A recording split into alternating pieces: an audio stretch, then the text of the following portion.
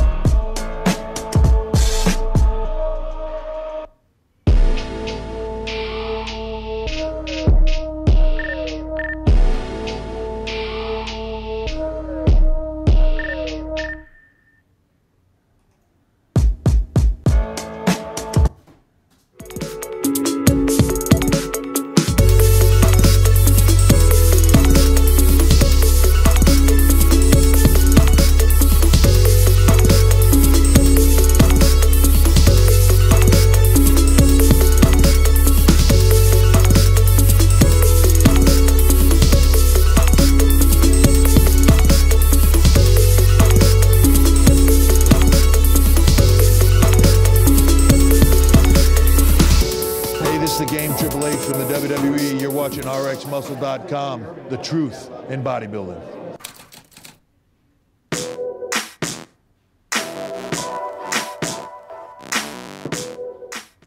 RX Television on RxMuscle.com. This is Ask Dave, better known as hashtag Ask Dave, brought to you by Species Nutrition, Liquid Sunrays, Cuts Training and Fitness, and the Chicken Pound, all along with Titan Medical. I'm your host, Sadiq Faruqi. This is your 30-minute question and answer show with Dave Columbu. All your questions on diet, training, supplementation, IFBB pros, competitions, news, whatever's on your mind, it is all on the tables. We now bring in Dave Columbu. Dave, a lot going on right now. Right now at RxMuscle.com and the YouTube channel, you just released a video where you speculate whether or not Phil Heath will or will not do the 2019 Olympia. You had a very brief, albeit very brief, text conversation with the 7-time Mr. Olympia. It might have been the shortest text messaging session of all time, yeah. You'll have to find out, watch the video if you want to find out what he said to me. But I guess the question here is, will Phil Heath do the Olympia? And, you know, until Phil comes out and actually announces it officially, we don't know. It's only speculation. I give you kind of my breakdown of why I think he may or may not do it. If you want to know what my decision is, you'll have to watch the video. But it's exciting to speculate, and I'm glad that he hasn't announced yet, because it kind of keeps people's interest piqued as to whether he's going to be there. Although he did make a controversial statement the other day that guys are not as training as hard for the show because he's not in it. Did you see that? Yeah. That was pretty controversial, you know, that to say that, you know, that these guys are not going to train as hard because Phil's not there. I doubt that's the case, but maybe he believes that, and so he figures out he's going to let people believe he's not going, so they won't train as hard, and then at the last minute he'll tell them, oh, by the way, guys, I'm coming in, you know. It'll be too late. It's the old Sean Ray psych out, you know, philosophy. I mean, not to get too deep into this, obviously you did a video, but even if that were the case, I mean, wouldn't that, in a sense, be more incentive to these competitors knowing that that title, I mean, not to say wide open, obviously it is Sean Roden's title, but it is there up for grabs knowing the history of the first-time Mr. Olympia winners. You know, Sid, I don't believe that whole belief that people think that it's not available to win. I think that every competitor, especially the elite guys in the top 6, believe that they can win that Olympia on any given day. They have to. You cannot train, okay, seriously for a show without believing that you could win that show. Because if you do, you've lost before you've even gotten there. So I truly believe that the guys in that top group who've placed top 3, top 4, top 5, they all know that on any given day, the other guys can be out of shape and they can win it. Dexter proved that, you know, in 08 when he won and beat Jay Cutler. So I don't believe that. I think that all these guys train just as hard every single year. The only time I think there was ever really a lull or where guys actually, you know, really amped up everything was when Dorian retired, because he had won so many years in a row. Everyone's like, holy mackerel, there's no Mr. Olympia, there's no defending champ. it's open, you know, and I think guys really put 100%. I think guys like Levrone that never really trained that hard, you know, leading up to the show, really gave 100% to their prep that year. Flex and those guys, because they knew that there was no one else there. So this is not that scenario. We have a Mr. Olympia in place. So these guys are all training to win, and that's the bottom line. Whether Phil's in it or not, if Phil's in it, it's going to be more exciting, of course. If he's not, it's still going to be exciting. Let's get to the question, the first two questions from the Dave Palumbo Experience app. Before I ask the first question, the app producer made sure for us to relay that, and we've talked about Dave having cycles on the app. So those cycles are for both male and female. Wanted to point that out. So the first question, Dave, for a female competitor, when I'm transitioning from your off-season cycle to pre-contest, do I need to take time off? It shows some of the same vitamins listed in both cycles, so I didn't know if I could extend the cycle or if I needed a break between. Well, first of all, the Dave Palumbo Experience app, for those of you guys who are just joining us and haven't watched any of these shows, is an app that I have. It's $29 a month. You get access to all the videos and articles I've ever written. Plus, we do an exclusive Q&A for the app every week in video, and then I also answer everyone's questions on a daily basis, so you can ask as many questions as you want. And they go up in a public forum on the app, so everyone sees the questions and the answers, so it's like a learning experience. Plus, we put up a workout every week. Now, having said that, for a woman, you know, the trick is women don't have you know androgens in their body in high amounts. So when a woman takes, you know, Anavar or Winstrol or Primabone, or hopefully nothing greater than that, you're creating an enhanced effect. Now, they're going to grow muscle from this, but there's always potential side effects. So when you're cleaning it, when a woman is cleaning out, it's not necessarily because the drugs are toxic, because most of the drugs that women take are not toxic. It's because we want to give their body a break from, you know, the higher level of androgen in their body, so they don't get, you know, side effects that occur from accumulation.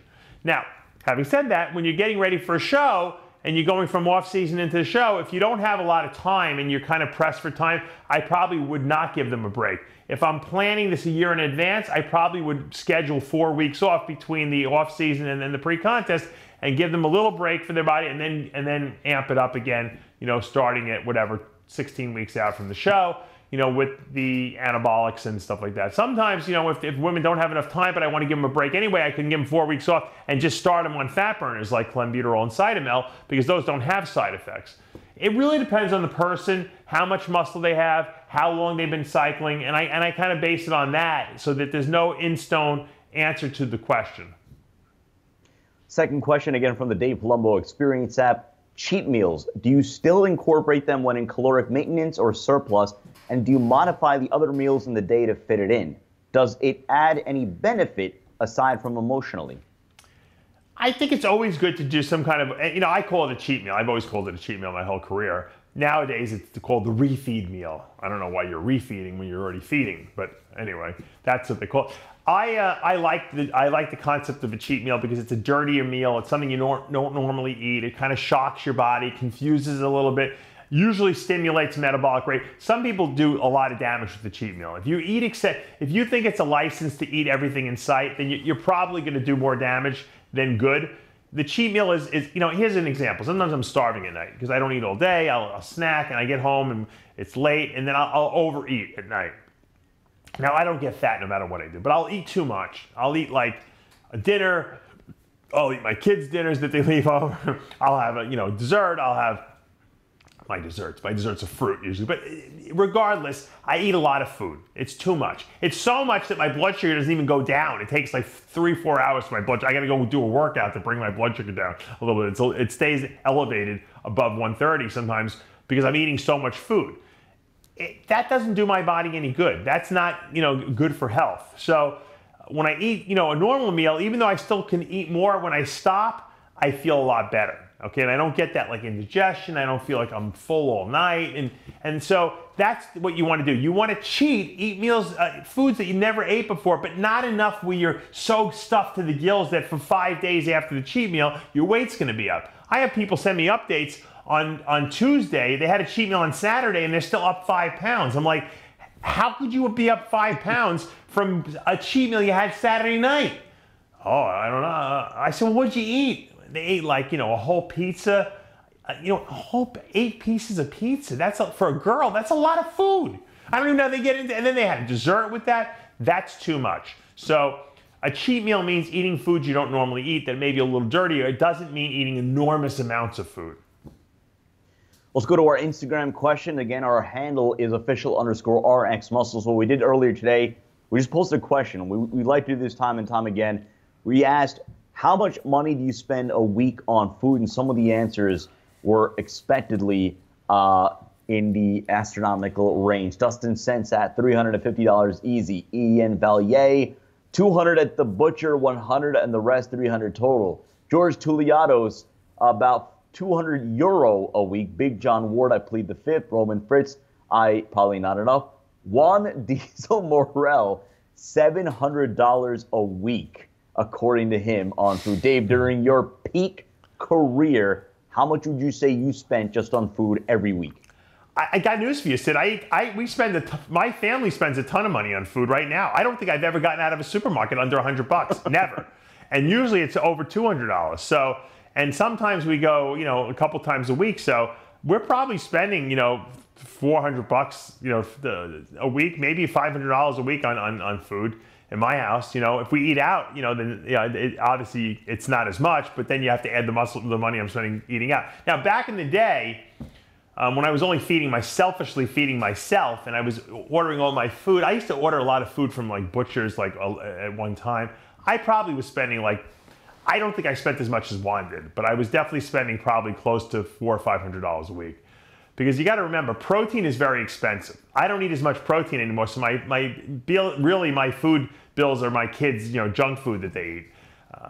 You know, when you're eating, you know, 500 grams of protein a day, and a lot of it's fish, especially pre-contest, that's when the bills went up. I remember one diet I did swordfish. Every day I was doing swordfish like 3 times a day. I thought it was I thought that I found the secret. The magic bullet, you know, for contest prep was swordfish. And I looked really good, and it was freaking delicious. Because when you're starving, man, swordfish tastes amazing because it's a very fatty fish. And it almost tastes like steak. I think I was spending like probably close to what Juan was. I would say like, you know, $600-700 a week because the swordfish was costing me a fortune. And, you know, that's where all the money was. I was buying that, and I was eating a lot of filet mignon. So but I would get the butcher, I would buy it from the butcher, and they would cut the whole thing up for me. So it amortized out to a lot less than if you would just go to the supermarket and buy a couple of pieces here and there. But yeah, food gets expensive. People don't realize. That's why when I hear people complain about supplements and drugs and, oh, it's too expensive, I'm like, what are you spending on food, you know? And these are the people that wind up have a meal service they're paying for. If you're a serious bodybuilder, okay, and you have a limited budget because you're not rich, getting a food, you know, delivery service is silly, okay, when you can make the food yourself. Now, if you have a job and you don't have time to cook, that's a different story. That's why I like Carlo Filipponi's the chicken pound, because really the only hard thing to cook is really the meat, you know, is the protein aspect of it. So if you can buy all your chicken from him pre-cooked, you put it in the freezer, you just warm it up, that's half your battle. And you'll say it actually comes out cheaper if you buy all the chicken from him in large amounts and you stock your freezer with it. So you could spend a lot of money. And once again, it depends on what supermarket you shop at. If you go to Whole Foods, you'll spend double what you spend in a regular supermarket. I go to Publix down here, and Publix is more expensive than when I go to Walmart supermarket or if I go to Sam's Club. So I kind of like mix it up because there's certain supermarkets I get certain things at. But I see a lot of bodybuilders spend a ton of money, and you almost need a full-time job just to pay for your food. Let's go to the question, Slice of Strength. And this is a name that you and I have tossed between ourselves as far as getting him as a guest on Live with. I'm a big fan of Franco Columbu. Do you have any stories of meeting him, and can you get him on the show like you had, you know, Robbie Robinson talking about the old days of training? The best, you know, Franco, it's funny because Franco's been living in this country for like 50 years, and he's still, I could barely understand a word he says. He's got the thick Italian accent, you know, but I interviewed Franco at the Hall of Fame ceremony one year, I think when he was inducted. And I asked him, you know, when him and Arnold used to go do construction jobs. They used to lay brick because that's what, you know, that was Franco's trade. So I said, when you and Arnold would build these walls and stuff like that around Venice, you know, back in the day to make extra money, I said, you know, was Arnold a good worker? He goes, Arnold didn't do anything. Arnold used to mix the cement. Franco laid all the brick, according to him. I didn't know that. I had no idea. Franco said, I did all the work. Arnold was always talking with people. He would just mix the cement and basically Franco worked the whole day. and Arnold would negotiate the deals. So Franco said, if I negotiated the deals, I probably would have gotten half as much money. So even though Arnold, was his partner and Arnold didn't do any work, Franco still made the same money because Arnold would always get overpaid for all the jobs because these guys just like, to hang out with Arnold, whoever paid him to do these various deeds. So I can only imagine, if I could ever get Franco on a couch and get the real stories out of him, I'm sure him and Arnold did crazy stuff back in the day that no one even knows about. Let's go to Trap Dom. Every time I deadlift heavy or go for a PR, I get a lower pec contraction. Do you think I'm using my lower pecs as an assisted muscle for this compound? It's possible. I always say, whenever you lift heavy, okay, everyone cheats in a different way. Everyone engages different muscle groups depending on what's the strongest muscle group you have. A lot of people will engage the front deltoids when they're doing, incline pressing because they're not keeping their elbows out, they're not keeping their chest up, and they start to round their shoulders. And that's just natural. You don't want to do that, though, because now you're taking away the force contraction on the upper pecs, and you're not going to get the development you want. If you're feeling it in an area you shouldn't be feeling it in, it means you're cheating. And that's not going to help your development moving forward. So I know it's a big ego bust, but when you're in the gym and you're trying to train a muscle group, you isolate that muscle group, you put your body in the right position, and when you can't lift the weight anymore, you don't do forced reps by cheating, using other body parts, because you wind up, number one, get hurt. Number two, you're training your body incorrectly, okay? It took me a really long time to retrain my upper chest to do incline bench presses the right way without cheating. And it was a big blow to my ego because I had to stop my sets sometimes after 4 or 5 reps because I couldn't use my pecs were fatigued. Once I did that, and once I only worked the muscle that I was working, I started to build strength in those muscles, and then the weights went back up. But, it's hard because people don't want to lighten the weights that they're doing thinking they're going to lose muscle, when in fact, you're going to gain muscle and you're going to move forward in your progress way better if you stop the movement when the muscle is fatigued and it can't go anymore. Let's go to Ola Janico. Dave, time to come clean. Did you really weigh 320 at your heaviest? A lot of people seem to question this. So first of all, confirm, was 320 your heaviest? And then B, if you want to back up the doubt. Yeah, no, I never weighed 320. I weighed 319. That was the heaviest I got. At least that was 319 was the heaviest I saw on the scale. So I got onto a scale once and I saw 319 pounds. Now I couldn't weigh myself at home because the silly digital scales only go up to 300 pounds. So I used to have to go to the gym and I weighed myself on the same scale all the time, and I weighed 319. Believe me, I looked like I was 319. If you would have seen me in person, I was scary looking. I was so big. I was so uncomfortable too. But when I started dieting from 319 down, I probably lost 15 pounds in the first week, because obviously when you weigh that much, a lot of it's water. I didn't have a lot of fat in my body at that weight. I did retain a ridiculous amount of fluid, because when you're eating, as you get heavier and heavier and heavier, you retain more and more water. Had I been able to go up to 330, say, which would have been a big mistake, I probably would have died. I would have probably been holding even more excessive water. Luckily, my ankles weren't too badly swollen at 319 pounds. You would have thought they would have been worse, but they weren't. Once again, because I wasn't fat. I think when you get fat and combine that with fluid retention, it looks a lot worse. I never stayed at that heavy weight a very long time, maybe 3-4 weeks, max, that I was at the 319 mark. It was very hard for me to maintain that because I had to eat an enormous amount of food, and after a while, food doesn't even become pleasurable anymore, and you're force feeding yourself. So at a certain point, it's like it's aimless. But yeah, I was. As a matter of fact, I actually have a picture at 319. It's floating around the internet someplace. I think I had a pair of like pink spandex on. Like a pinkish, reddish spandex on, and Steve Neese had taken the picture. It was out in Venice Gold, and I always hated taking pictures when I was that big, because back in the day, remember, there were no cell phones. You have to have a camera to take a picture, and I always thought I looked bloated, and I didn't look good, and I wasn't ripped enough. So no one would take pictures of themselves that big. Who knew that that was what everyone wanted to see, right? So I walked into Venice Golds, and Steve Neese was this big, tall, lumbering guy. He worked he had a column called Muscle Beach in Muscle Mag International magazine.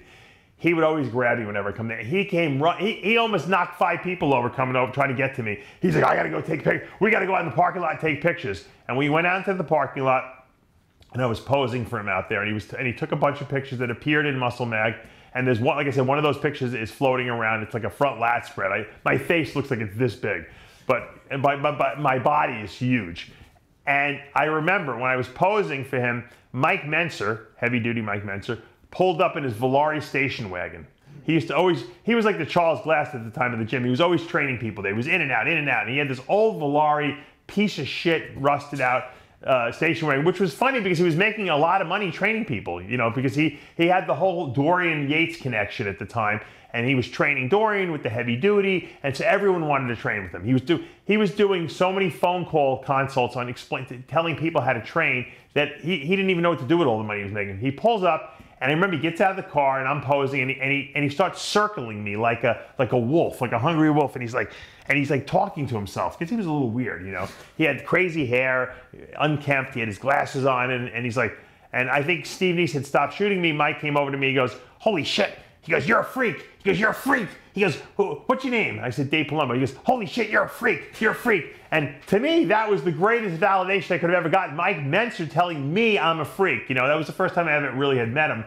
I'd seen him, at shows and stuff like that, but we had never really been formally introduced. And he just lost his mind, because that was the thing at the time. Dorian was, the mass monsters were in, and no one really had. I was known, but I wasn't super, super known, because I wasn't a pro yet. So a lot of maybe the people who weren't really entrenched in the industry didn't know who I was, but I was certainly one of the bigger guys out there. I don't think there was anyone really walking around at 319 pounds. So that was, it's nice to go into Gold's Venice and be respected by people. That was more validation probably than any pro card could have ever given me. Let's go to Chalu. I'm never going to get that name. Your thoughts on rotating orals each day to avoid side effects, i.e. swapping between androgenic orals like Anadrol and something like Anavar? If you're taking orals every day, you're taking orals every day. Yeah, one's a little more toxic, but if you would have said, "Hey, what do you think about taking Anadrols every other day?" and no orals on the off day, I would have said, "Well, maybe that's a good idea." But I think just swapping compounds, they work different ways, and they bind to the receptors differently. They're still, Anavar is weaker than Anadrol in the sense that it's not as toxic, but it still has toxicity because it has to be broken down by the liver because it's an oral. So you might as well, like I said, just do nothing on the off days rather than Anavar, because that will now give your body a chance to kind of not have that toxicity in itself 24/7. That might even alleviate, I never tried that, by the way, it might even alleviate some of the appetite suppressing effects that Anadrol has by going on an every other day basis. But I think switching from a strong one to a weak one is still orals, You also might, if you do every other day regimen, you might actually be able to stay on the orals a little longer. Normally, no one takes Anadrol no one in their right mind takes Anadrol more than 4 weeks in a row. Maybe if you do it every other day, you could take it 6 or 8 weeks, I don't know. Once again, most people stop Anadrol because they can't eat on it and they feel crappy on it. That was me. I know other people like Jimmy Pilecki that used to eat them like M&Ms and had no side effects whatsoever from it. So you never know. Let's go to Ferris Hibaichi. Do proton pump inhibitors like Prilosec or Terns used to treat acid reflux reduce protein digestion and inhibit potential gains? Theoretically, yes. Because if you're reducing the amount of acid in the stomach, the acid component of the stomach is what activates the protein digestion enzymes in the stomach. Now, having said that, protein digestion starts in the stomach, but it finishes in the small intestine in an alkaline environment where the pancreatic proteases will digest the protein. So even if you don't get all the protein digestion that you normally would get in your stomach, you're still going to finish digestion of the protein in your intestinal tract. So more than likely, you will break down the food and you will absorb it. It might just happen further down the line, so to speak. go to Inza. How much water do you recommend throughout the day, and do you think people are missing the importance of water intake to build muscle today when there's an overabundance of energy drinks, intra-workout supplements, and so on that many drink instead of water? Yeah, I mean, I'm probably guilty of not drinking enough water too. I got my glass of water here. I try to make myself drink a little water during the day just because I don't want to get too dehydrated, especially when I sit in front of a camera all day long. I forget to drink, and by the end of the day, my mouth is parched, and I don't even know why. So, yeah, I think most people do, but I also know people that drink too much. I have clients that tell me they drink 3 gallons. I had one guy who told me he was drinking 5 gallons a day. I'm like, I don't think I've ever heard of any human being on this planet who can consume 5 gallons of water every single day. That's nuts. I said, do you really want to drink it, or are you forced drinking it? Well, I'm thirsty, I work outside, I sweat a lot. Well, you know what, that seems excessive, because if you drink too much water, you water down your electrolytes in your body, because the water always flushes some of the electrolytes out. So you don't want to start cramping because you're drinking too much water in relation to how much sodium you're ingesting. Because remember, there's a fine balance. If there's too much water, it waters down the sodium. If there's too much sodium, you can be dehydrated. So you really have to find the good balance. Usually probably 1 to 2 gallons a day is adequate. Once again, I always tell people, drink when you're thirsty. Don't force feed yourself water if you really don't want it. Unless you know for an absolute fact that you're just not drinking enough and you're walking around dehydrated. Then you could actively try to, force some water down. But other than that, when you're thirsty, drink. Let's go to Melon Fit. Dave, how long does it take from an injection of GH for the liver to pump out IGF-1? I'm thinking of having a morning dose and then another dose after my training before recovery shake. From the anecdotal evidence I get, anywhere from 2 to 3 hours, it seems like that's when it happens. Because most of the people who have been using, going for blood work to test IGF-1 levels to see if their GH is real, it's usually like a 2 or 3 hour window. See, I'm drinking water now, I'm burping. A 2 to 3 hour window. So, but I think it's different in everyone. I think everyone's body will metabolize GH and then cause the liver to release IGF at different speeds and at different rates. That's why some people respond very well to GH and some people don't respond at all. Matter of fact, the people that don't respond at all to taking GH, they've found that sermorelin, which is a GHRH, or growth hormone releasing hormone analog, tends to work better in those bodies. So those bodies that when you take a GHRH hormone, you're stimulating your pituitary to release your own GH. And most people will respond to their own GH, even if they don't respond to exogenous, synthetic GH. Having said that, though, most people do respond to synthetic GH. Once again, there's so much genetic variability about how people respond to drugs that there's really no specific rules that you can say are ironclad. Everyone's a little different. That's when people come to me and tell me their body's different. A lot of times I want to say, oh, yeah, whatever. But then I realize, you know what? People's bodies are different. Unfortunately, most of the people who report that their body is, quote, different are just looking for me to give them more food in their diet. That's usually not warranted. I have a guy who's complaining to me. He goes, "Oh, this is not enough food. I'm losing muscle." I'm like, "You're losing 1.5 pounds a week." I said, "You're not losing any muscle. You're losing body fat." I said, "That's perfect. Your progress is perfect. If you would have come to me and said I lost 10 pounds this past week, that's a different story." So people exaggerate, a lot. Let's go to All Pro Nutrition. Willem, most effective dose of EQ alongside test. Also, how long would you run EQ taking into consideration the possible blood thickening effects of the drug? Listen, first of all steroids thicken your blood. All steroids make your body produce more red blood cells. So don't say EQ does it more than DACA, that does it more than test. They're all the same, okay? It just happens. And once again, it doesn't happen in everyone's body, but most people, when they take anabolic steroids, they get an increased, amount of blood volume, increased red blood cells, hemoglobin, hematocrit. It is what it is. Most of the times it's not dangerous. It actually, if anything, will aid and enhance performance. Now, what was the question again? I confused myself. Oh boy. I'm gonna have to go back to that one. Something about blood work, right? Let me ask another question, and then I'll go back to that one. You're ruining my continuity here. Yeah. Old school Matt, do you ever think about doing your own show one day, maybe making some sort of non-traditional rules, for example, having the open and 212 pose down? Well, I just will keep badgering them until the people who run the the bodybuilding organization do that. I don't know why they wouldn't do it.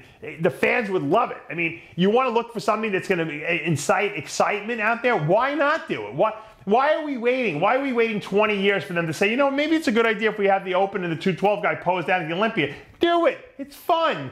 Make them pose down up there. Who cares? You don't have to give away an overall title. Just do it for the sheer fun of the sport. Here's your Open guy. Here's your Mr. Olympia, and he's going to pose down against your 212 Olympia and your Classic Physique Olympia champ. All together, guys. Let's have the audience go crazy. Why not? What is that? What negative what could that possibly do that's not good for the audience and good for the people watching at home on the live stream? How could that not be good? Why wouldn't you do it? It's ridiculous not to do it. You know, maybe get a sponsor to put up a special prize for who wins the overall pose down. Even it doesn't have to mean anything. There's no title associated with it, but maybe someone gets 10 grand for it. You know, more than likely it'll probably be the Mr. Olympia Open guy that gets it. But what if he doesn't? What if he doesn't get it? What if the classic guy looks better? If the people think, let the people choose. Who cares? Or don't give any award. Just let them pose down for the audience and have fun with it. I'd love it. I know everyone else would too. Boy, let me just go back to the original question. Would you ever consider holding your own show? No, I have no desire to. Look, you know what? If I can't do a better job than's being done already, I don't want to do it. I think the IFBB and the NPC do a phenomenal job putting on these shows. It's a tremendous, look, I know what goes on backstage. It's a tremendous amount of work. It's a tremendous amount of preparation for these shows. And you know what? When I see a guy like Gary Udit, you know, out there, people say, oh, Gary's making all this money. He's got the Masters, the North American, and all these other. You know what? Gary deserves every dime he makes. You know why? Because he busts his ass. It's 10 full-time jobs on a regular basis to run all those shows that he runs. And it's aggravation, it's anxiety. He's probably taken 10 years off his life because that's how much preparation goes into it, and aggravation. And you know what? I don't want to do it. I have enough aggravation. I can't even find enough time to pick my nose. So I think they're doing a good job. You know, if I think that I have ideas and things that might make things better, I'll put it out there, and I'll put it out there just like I did with Classic Physique for years until they finally brought in the division. I did the same thing with Women's Physique. They told me I was crazy, and they brought in the division. So, you know, eventually, if enough people put out a certain idea, they adopt it. Look, they added wellness to the schedule, to the NPC schedule. I wasn't even in favor of that, but they added it because enough people asked for it. So that's great. You know, that's why if enough people keep asking for a pose down between the 212 and the Open guy at the Olympia, they'll do it. Why not?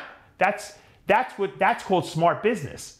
Smart businessmen, okay, listen to what the people want. You know, I watched an interview with the directors of the producers of the Avengers movie series. They listen to what the fans want. The fans wanted a certain outcome. They want to see certain characters do certain things, so they give it to them. Same thing with the Star Wars franchise. People wanted to see, you know, the old school guys come back. Now they're going to bring the Emperor back, you know, for the new movie, because that's what the fans want. So you work it into the storyline. That's smart business, you know. Let's go back to that original question. Well, not the original question. The question question ago. So the original question to that was most effective dose of EQ alongside test. Okay. Yeah. You know, back in the day, I would use, when we used to use veterinary EQ, it would come 50 milligrams per ml, and it would come in these 30 and 50 ml bottles. So you had to use a lot of volume. Greg Valentino loved that because he would load up 600 cc's at a time, okay, because it was low dose. I used to use back then 2 cc's every other day. It was 100 milligrams, 50 milligrams, you know, per cc. And I got great results. I combined that with 1,000 milligrams of test. I used to grow really well from it. Then they came out with 200 milligram per ml EQ, and they stopped doing the big 30 cc bottles. They came in 10 cc bottles. Being the bodybuilders that we were, we use a whole, you know, who doesn't use a whole cc? So we started doing 200 milligrams every other day, which upped the dosage of EQ from 300 milligrams a week to 600. And it seemed to work a little better that way. It seems like it boosted your red blood cell count a little more, but let's face it, like I said before, all the anabolics will raise red blood cell count, okay? I know guys that take 100 milligrams of hormone replacement testosterone a week and they have elevated hemoglobin, hematocrit, and red blood cells. That's just what they do. That's why a lot of steroids were prescribed back in the day. Anadrol was originally made to help people with anemia who had low red blood cell counts boost their red blood cells. before they had the hormone EPO around, okay? And that's just the way these things work. So EQ dosage, anywhere from 300 to 600 milligrams a week. Squeeze in a couple of more questions before we go. Justin Chu, what do you think when you take, or what do you do rather, when you take too much diazide? Had this issue last year at Team Universe and flattened out like a pancake. I know not to take as much this year, but just in case, for a contingency. Salty foods, like good old favorite, McDonald's. You know, if I see someone that's too flat over diuretic, I'll send them to McDonald's. I'll have them do a double quarter pounder. I'll have them do a large fry, salt the food, you know, drink a couple ounces of Diet Coke with that, and before you know it, poof, everything's filled out again, okay? You know, when you take too much diazide, you're just over depleting sodium. The key is to get it back into the muscle. I find that it works better when you eat it with food. So in other words, as the food is going in, the sodium goes in with it, and it goes right into the muscle cells, and it fills everything back out pretty well. The problem is once you're dehydrated and you're not drinking, like that day of the show, it's hard to rehydrate. And if you drink too much, then you can spill over, and you can get watery. So it's a very fine line. I give people very small amounts of fluid, but you do need to give some fluid to replace what was lost, which is why you're flat. You can't just eat food and expect to fill out if you're really overly dehydrated. Take one more question from 91JDJ. How to get rid of quad tendonitis? I have orthotics now, but the tendonitis is obviously still there. What to do to get rid of it? Still having a hard time training legs the way I want to. You know, I never heard of quadricep tendonitis. I've heard of patellar tendon tendonitis. That's what he's probably talking about. You know, sometimes people also get pain behind the knee, which is like called chondromalacia, which would give you a little bit of rubbing in there. And that's usually because, you know, maybe the alignment of the kneecap, the patellar is a little off. That could be what's called a tracking issue. Sometimes, like you said, if you need orthotics, your feet are not sitting properly, you're using like a weird angle on the muscle. So it really depends on, you know, what your issue is. I don't know of anyone that really gets quad tendonitis. If you do, that's not really a good thing. If your quad tendon is hurting, that could be a precursor to you possibly tearing that quad, in which case I would probably go for an MRI, and I would certainly, you know, really examine what you're doing. I knew a guy who was doing a lot of front squats. And when I would do front squats, I felt it in my quads, but not a lot. I felt it actually, it might hurt my shoulders more to hold the bar up here in front of me. And I just knew it wasn't biomechanically a good exercise. When I saw Ronnie Coleman do 6 plates on each side with front squats, I was cringing. I heard his back breaking at that point. So it's, you know, there are certain movements that just don't favor that. So if maybe you're doing something in the gym that's not helping, you know, that situation. Because if you're wearing orthotics, which is going to balance your feet properly biomechanically, and you're still getting pain in your quad tendon, either you have an injury in there or you're doing something to injure it. So maybe examine it. Like I used to watch guys do sissy squats with a lot of weight, you know, on their back, or holding dumbbells in their hand. And that's a really dangerous exercise if you don't have perfect biomechanics, because it puts that quad tendon in a really precarious state. So guys, be careful, re-examine your workout, see what you're doing, analyze it. Maybe you're doing something wrong and try to change up the exercises. Fast Forward Fitness points out that Lee Priest is going to be going to Los Angeles to do a seminar. He wants to know if there's any chance RxMuscle will be covering it. So, Dave, who do we know out in LA that we could send to cover Lee Priest's seminar? I don't know. It's a good idea. I mean, I got to figure it out. I'm sure I know a lot of people. I'm sure I'm going to get like 10 emails saying, Dave, you know I'm out there. I'll do whatever you want. We'll find someone. I didn't even know he's going out there. I'm about to do Iron Rage with him in about 5 minutes. So I'll ask him about that. And I said I want to give a shout out to Species Nutrition Canada. So that's speciesnutrition.ca. That's for all our Canadian fans up there, all the people who want to use speciesnutrition.com, want to use Species Nutrition products and never had a chance to, because it's a pain in the ass to bring it in from the US because of the tariffs and all kinds of other customs. Now you can just go to speciesnutrition.ca and buy your product directly from them, because our good friends over there, Dave Battaglia and crew, are carrying the products now. They have all the products in. They've been selling like wildfire. We can't keep them in stock there. They put 3 orders in already. So I know a lot of our Canadian bodybuilders and people who work out up there want the Species Nutrition line. They never were able to get it. Now you can get it. Speciesnutrition.ca. That's going to do for this episode of Ask Dave. Again, brought to you by Species Nutrition, Titan Medical, Cuts Training and Fitness, liquid sun rays, and the chicken pound. For our producer Tyler Shore and Dave Columbu, I'm Sadiq Faruqi. We'll see you next time.